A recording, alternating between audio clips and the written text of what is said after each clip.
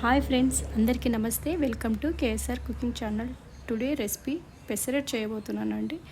ఇది చాలా టేస్ట్గా ఉంటుందండి. చాలా సింపుల్ రెసిపీ అండి. ఇది మనకు మార్నింగ్ టైము ఏ టిఫిన్ చేయాలో మనకి తోచక నైట్ పూట పెసలు నానబెట్టుకుంటే ఉదయం మంచి టిఫిన్, టేస్టీ అయిన టిఫిన్ తయారవుతుంది.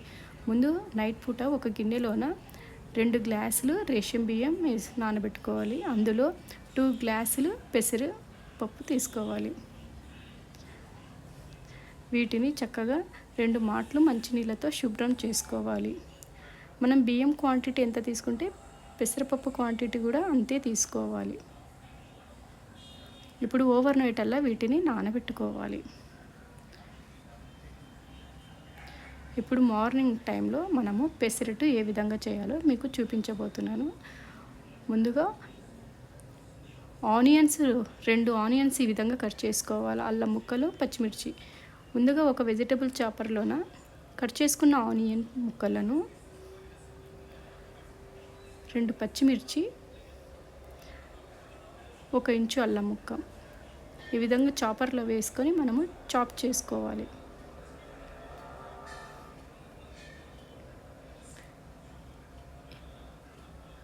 ఈ మాత్రం అయితే చాలండి కటింగ్. ఇవి ఒక ప్లేట్లో వేసుకోవాలి. ఇవి మనం పెసరట్ల మీద వేసుకోవడానికండి ఇవి. ఇప్పుడు ఓవర్ నైట్ అయితే ఈ విధంగా చక్కగా అయితే నానినాయండి. ఇప్పుడు వీటిని మళ్ళీ ఒకసారి శుభ్రం చేసుకొని మిక్సీ జార్లో వేసుకొని మెత్తగా గ్రైండ్ చేసుకోవాలి. ఈ పెసరపప్పులోన 1 ఇంచు అల్లం ముక్క, ఒక 3 పచ్చిమిరపకాయలను ఈ విధంగా కట్ చేసుకోవాలి. 1 టేబుల్ స్పూన్ జీలకర్ర.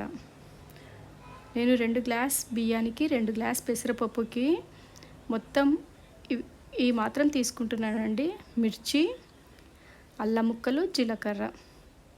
ఇప్పుడు కొన్ని నీళ్ళు వేసుకొని మెత్తగా గ్రైండ్ చేసుకోవాలి. ఇప్పుడు ఈ పిండిని బౌల్లో వేసుకోవాలి.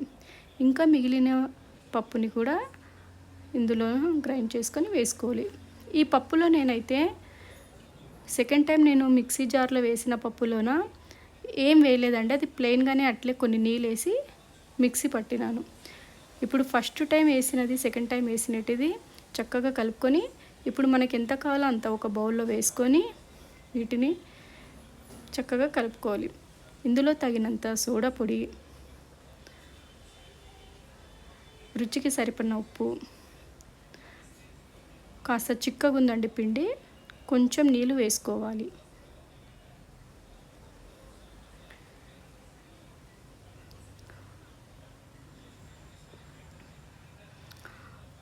కొన్ని నీళ్ళు వేసుకొని మనకు పిండి బ్యాటర్ కొంచెం లూజ్గా ఉండేటట్టు మనం నీళ్ళు పోసుకొని కలుపుకోవాలి. ఇప్పుడు స్టవ్ పైన దోశ పెన్నం పెట్టుకొని ఇలా కొంచెం నీళ్ళు చింకరించుకొని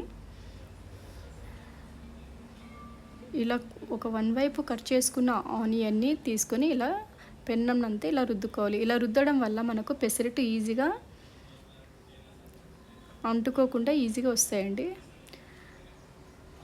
మనకు పిండి ఎంత కావాలో అంత మీద పెసరట్టు ఎంత సైజ్ కావాలో అంత మీద పిండి వేసుకొని ఇలా తిప్పుకొని వెంటనే మనము ఆయిల్ వేసుకొని ఫస్ట్ టైం మనం చాపర్లోన కట్ చేసుకున్న ఆనియన్ ముక్కలు ఉన్నాయి కదా, అవి పెన్నం మీద వేసుకొని పెసరట్టు మీద వేసుకొని ఇలా నొక్కుకోవాలి.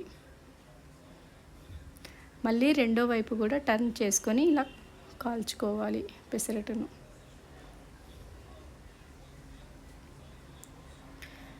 ఇలా పతలాగా వస్తాయండి పెసరట్టు. మనం పప్పు ఎక్కువ క్వాంటిటీలో తీసుకుంటే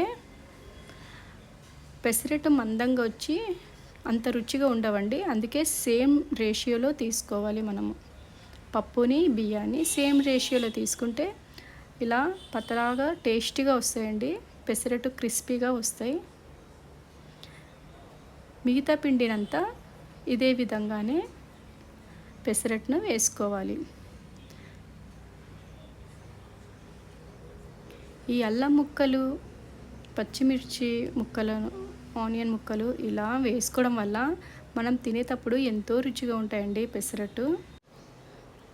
ఈ పెసరట్లో అల్లం చట్నీ కానీ పల్లీల చట్నీ కానీ ఏదో ఒకటి ఉంటే కాంబినేషన్ చాలా టేస్ట్ ఉంటుందండి. నేనైతే కాంబినేషను పల్లీల చట్నీ అయితే చేశానండి. మన వీడియో ఫస్ట్ టైం చూసినట్లయితే ఒక లైక్ చేయండి, సబ్స్క్రైబ్ చేసుకోండి మన ఛానల్ని. Thank you for watching. ఈ రెసిపీ ఎలా కుదిరిందో మాకు కామెంట్ సెక్షన్లో పెట్టండి. మరొక కొత్త వంటకంతో మళ్ళీ కలుద్దాం.